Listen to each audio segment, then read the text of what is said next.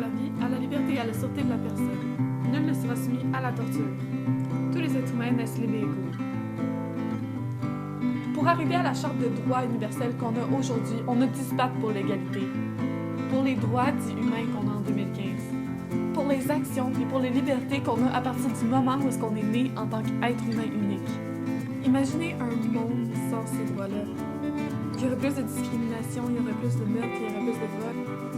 L'idée de liberté, ça a commencé à se répandre en Europe après que le premier roi de Perse y a libéré tous les esclaves parce qu'il savait que tous les êtres humains étaient égaux, peu importe leur race, peu importe leurs croyances religieuses.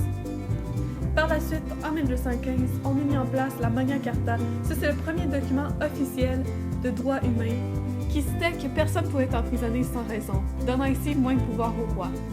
Après ça, il y a eu plein d'autres chartes, notamment le Bill of Rights, la Déclaration des droits de l'humain et du citoyen, et finalement notre Magna Carta moderne qui s'appelle la Déclaration universelle des droits humains.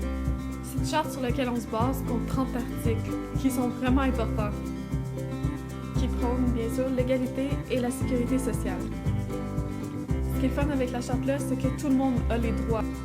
Peu importe ton ethnicité, ta langue, tes croyances, ton âge mental ou réel, ta nationalité, ton sexe, ton orientation sexuelle, ta classe sociale ou tes handicaps. Être humain, ça veut dire être humain, puis ça fait longtemps qu'on aurait dû s'en rendre compte. Malheureusement, tous les droits qu'on est chanceux d'avoir aujourd'hui, ils sont pas tous respectés, donc ils sont menacés.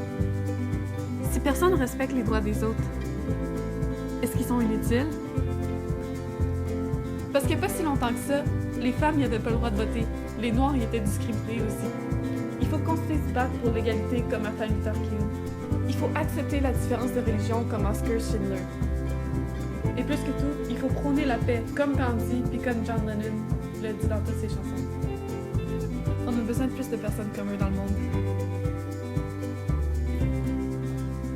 Je sais pas d'où est-ce que j'ai entendu ça, mais ta liberté se termine où est-ce que celle des autres commence. Merci beaucoup.